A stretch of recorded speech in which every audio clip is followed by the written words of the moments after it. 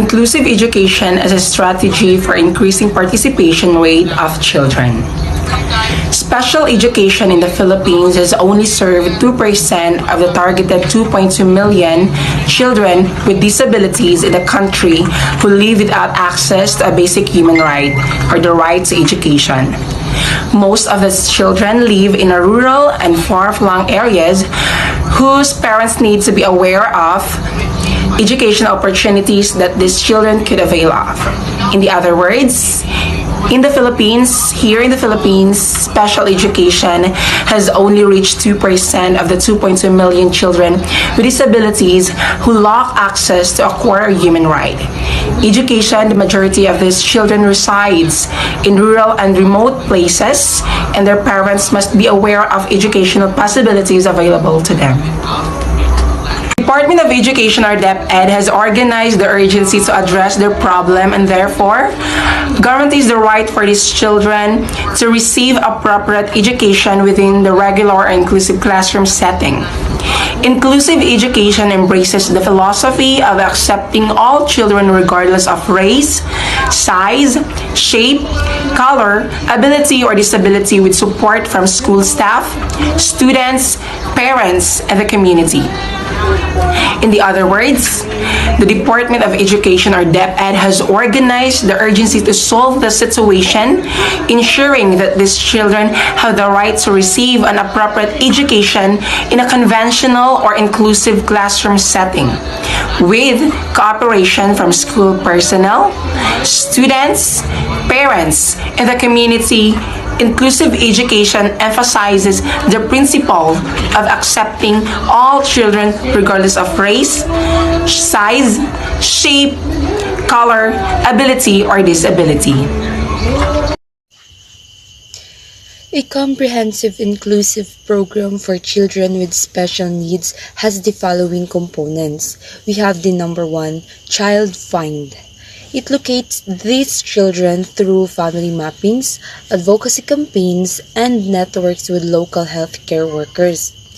Children who require special education out of school should be listed in Appendix number 1, and these children will be attended by a special education teacher, or SPED, and parents will need to convince them to enroll in a school near the SPED center or where they live. Number 2, assessment.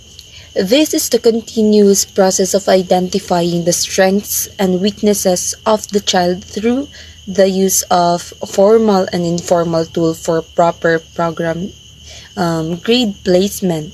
Existing SPED centers in the divisions shall assist regular schools in the assessment process. Number 3, program options. The third option is a resource room program where the children with the disabilities shall be pulled out from this general education or regular class and shall report to a SPED teacher who provides small group one-on-one introduction and or appropriate interventions for these children.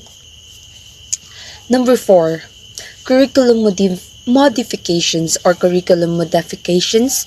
Curriculum modifications shall include service delivery, options like cooperative or team teaching, consulting teacher programs, and others. And lastly, we have number 5, parental involvement.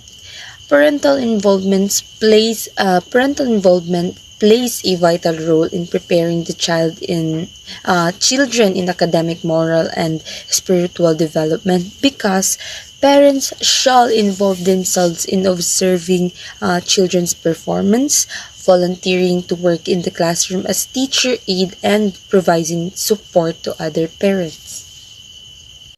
Number 4.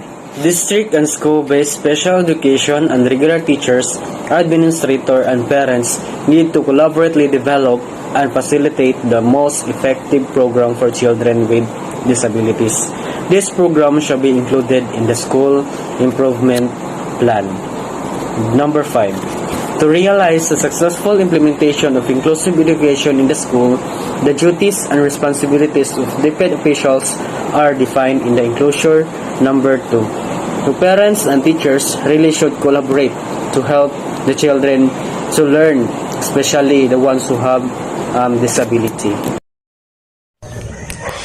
Number 6. Official at the division, region, and central office shall provide the needed training on inclusive education to administrators. Teachers and other school staff regularly monitor the implementation of the program and provides the corresponding technical assistance needed and conduct to evaluation to determine the effectiveness of the program and improve the implementation. So, number 7, immediate dissemination of compliance with this order is directed.